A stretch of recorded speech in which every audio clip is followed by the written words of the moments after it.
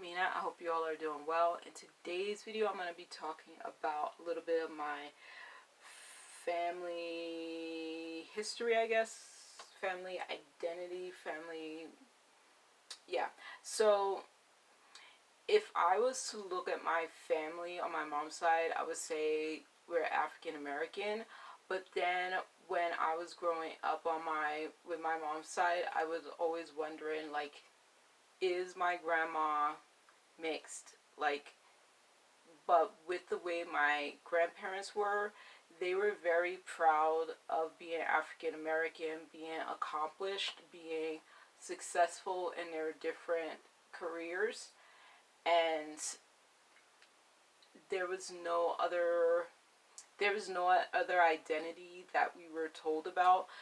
I did learn early, I did know early on that my grandfather on my mom's side was actually my step grandfather, and I never knew either of my grandfathers from my mom or my father. Like, both of my grandfathers passed away. One of them definitely passed away before I was born, and the other one, I'm not really sure what his status was. But my only grandfather that I grew up with is my step grandfather, and so any family history that is his that comes from my grandfather is not my story, and he had very different history than the rest of us kids have. It would be shared by my auntie's children more, you know? So, yeah, so the history that I was trying to learn about my family on my mom's side would come predominantly from my grandma, and she really just identified with being African American. I don't even think she identified with the term black, even though that was not an uncommon phrase of uncommon identity in the family. African American was like the strongest thing to identify with. And like I said, I did think my grandma was mixed, but she never really claimed it or brought it up. I met my great grandmother. She passed away when I was 10. And my great grandmother,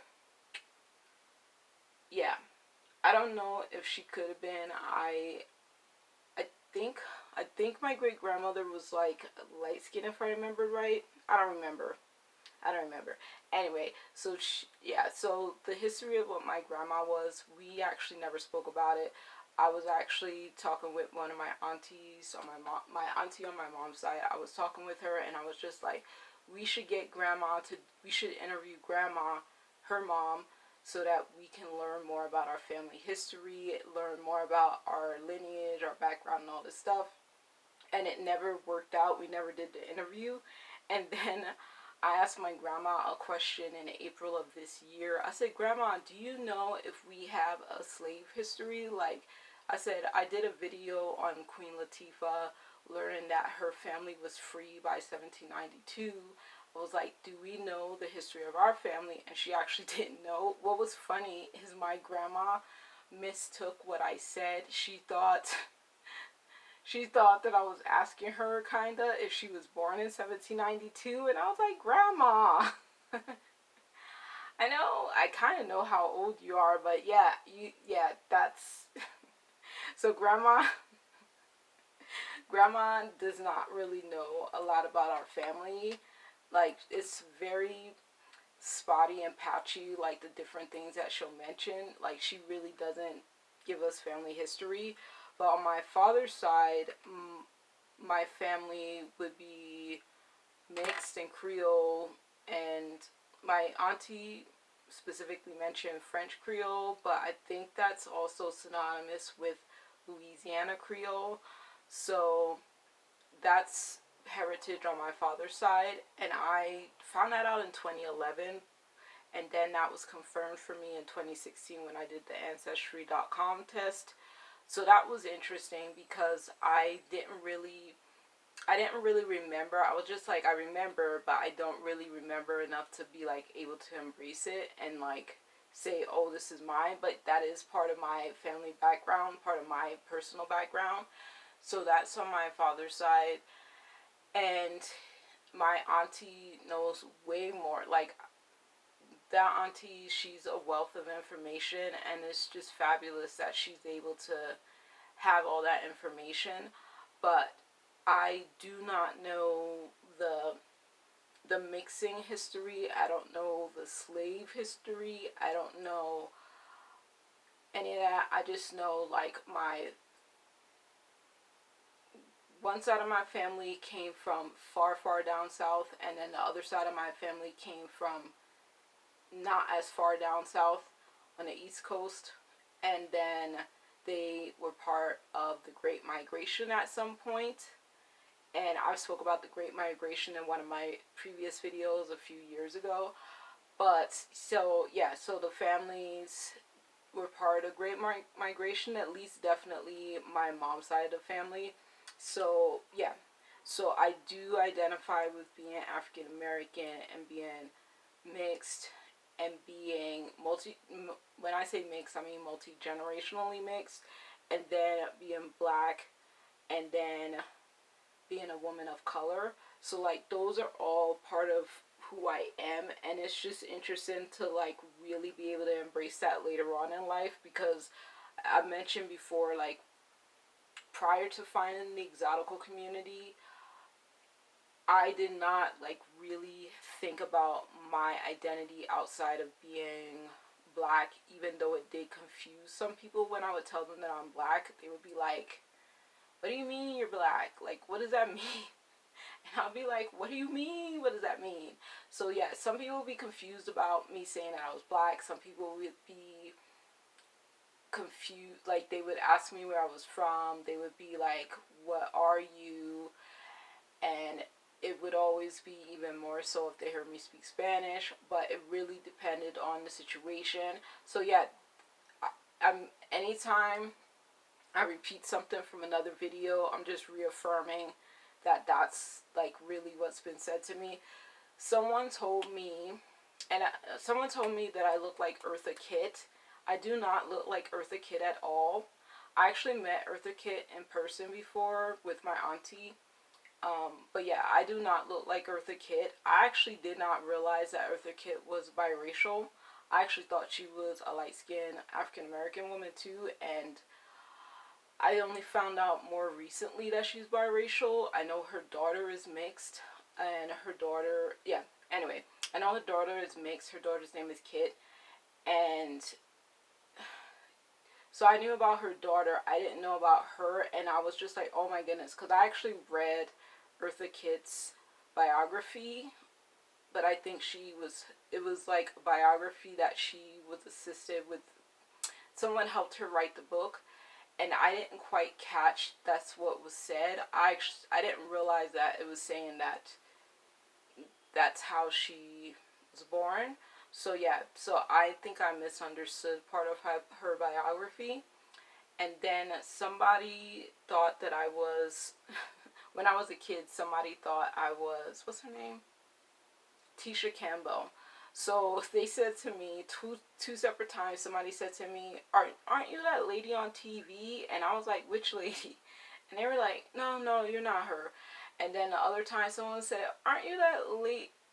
No, never mind.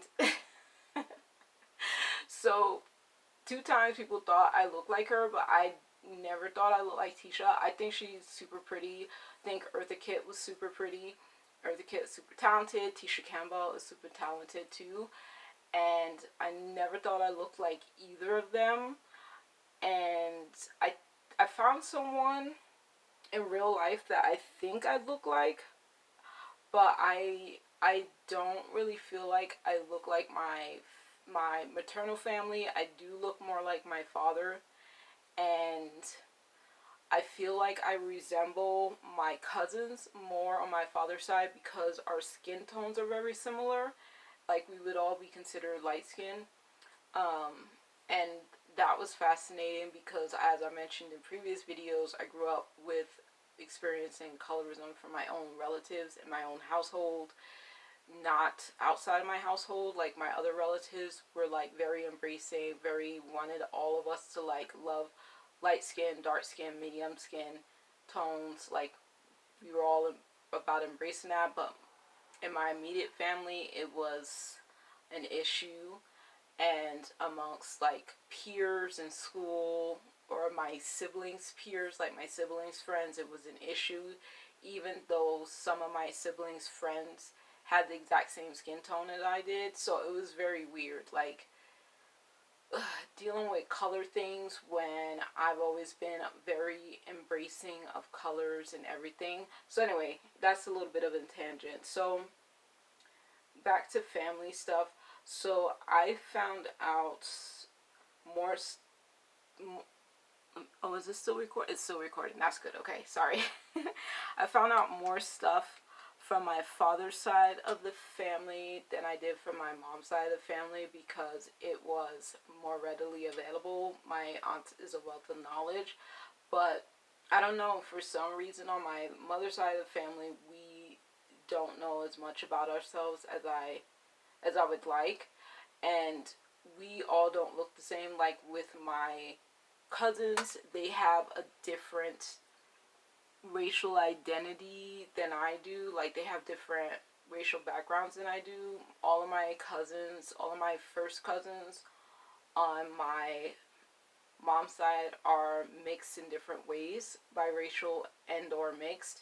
And then on my father's side, they're multi-generationally mixed. And with being like when you're biracial, that's the difference. Like you immediately know, like most people, because there's some people. One lady I found on, who was it? Was it Jennifer? I think it was a Jennifer Hudson show. No, it was Tamron Hall's show. Tamron Hall had a guest who found out later in life that she was actually biracial.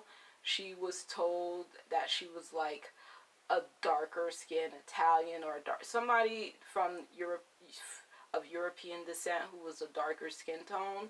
She's actually more my complexion, maybe lighter than me, and she actually found out later in life that she was biracial. Anyway, my point is that people, the difference between multi-generationally mixed people like myself and then biracial people is that biracial people usually know that they're biracial. And then me, I like, thankfully there's other people who been known that they were multi-generationally mixed or Creole. They already knew because that's how they grew up. But with me, I didn't know. I thought I was, and then I didn't think I was, and then I know I am now. But it did take me time to be able to come to that conclusion, and I would have never came to that conclusion without the exotical community. So shout out to them, because yeah, without the exotical community, I would have never embraced and been aware that I could embrace being multi-generationally mixed, being African American, being a woman of color. And that's fabulous to be able to know that about myself. But as I mentioned in another video, I think a lot of things that I don't know about my family's background, I won't know until God reveals it to me in the future. In the future, some point, because there's some things that I just feel like are beyond my capabilities of researching. And ancestry stuff is very interesting, but at the same time, it doesn't give family connections. It just gives background of who you could possibly be related to, but it doesn't always give backgrounds of like how you're connected as family all the time. I'm not trying to be vague on purpose. What am I trying to say? It basically doesn't always put you in touch with the people that I'm related to. That's what I'm trying to say. Because yeah, there are relatives of mine who did the ancestry test, and I see them online in our like actual relatives that I know. I've seen them online in Ancestry.com because they took the test as well. So I see them because they're my relatives. I actually know them in real life. But other than that, I don't know how the rest of what I found in my groupings from Ancestry.com, I don't know who those relatives are, like who my connections would be to physical human beings. So it's interesting to get that test done, but it doesn't always show you who your relatives are because not everyone takes the test. and a lot of people are very shy about taking that kind of test. So it's interesting. Um, this is a side note. So I've mentioned before that I grew up identifying in, well, I grew up feeling like I was the little light skinned black girl, and so I was always identified as such. I assumed I was always identified as such by people, and then I moved to a place that doesn't have a large black population, and I don't know how people perceive me, like, necessarily, unless they're like asking me which Spanish speaking country I'm from, which doesn't happen all the time. But I I'm gonna share two stories. So I went to a dance class years ago before the pandemic, and there were two biracial girls there, black and white, and one of the girls was younger than me. The other one was closer to my age, but the younger girl, and I'm calling her girl, but the other one was a lady and the other one was a girl. So the girl, I thought she was 20, but it turns out she might have been more like 16, 17 years old, and she perceived me to be younger. I guess she thought I was her age or so. I don't know how she thought I was her age, but I guess she thought I was her age, so she was kind of like giving me this weird attitude, this like high school cattiness, pettiness kind of thing. I don't know how she perceived me, except that she thought I was her age. Not, she couldn't have thought I was younger than her, because there's no way a teenager would think that I'm younger than them. That would be rather shocking. But yeah, and I was in my early 30s at the time, so I would be very shocked. With the other young lady, she was just very welcoming, did not give me any kind of like weird reactions or anything.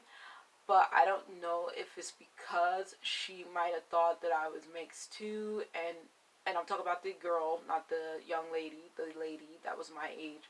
But the girl, I don't know if it's because she recognized that we might have been both the same thing or not, but the lady who was closer to my age was always like very welcoming to me, very cool about me, and I appreciated that. And then a few years ago, and I just have to deal with this thing because it's getting overheated, so apologies for that. But then a few years ago in 2022, I one of my coworkers was a young man. He was biracial. He was light skinned like me, and I could tell he was biracial right away. But because of his father telling him that he was black, he could only identify as black. He only identified as black, even though he does realize he is biracial. And he said he would never do an ancestry test.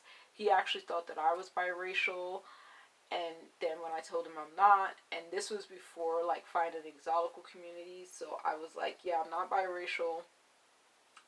I do have like a mixed ancestry, a mixed heritage, but I don't. I said I like don't really claim it because I didn't know that I could, you know. So he was like, yeah, my father told me to identify as black anyway, be black and proud or something like that. So I thought that was interesting because I had never actually, like, I think he was maybe the second biracial person who actually thought that I was biracial too. Because there was a guy years ago who also thought I was. He told me that most people thought he was Puerto Rican, and I was like, no, I kind of thought you were, partly black too. Like, I didn't think you were Puerto Rican, so I'm not surprised that you're biracial. So most of the time, I'm assuming people just thought, I was a light skinned black woman, and with the few biracial people that I would meet here and there, like every now and then they would maybe ask me if I was, but most of the time I just assumed that they knew I was a person of color, obviously black or African ancestry and or heritage, and just realized, that we share that in common. So I didn't worry about we didn't really talk about anything except for like whatever the conversation at hand was. But yeah, so that was always that with other people who were not mixed or biracial, but who were people of African descent, I would always, as I said, I always take the initiative to speak to people who I recognize as outwardly being black. It's easy to tell. And I would always like engage in conversation with the women, not with the guys. And that's how I am still to this day, because I identify with that. And even if someone does perceive me differently than I would expect them to, I do know more about myself. I embrace that about myself, and I appreciate that. My only other difference is that can't I won't be telling everyone, oh, this is that, that's this. Like, I won't be telling everybody what my makeup is, because it's not really everybody's business.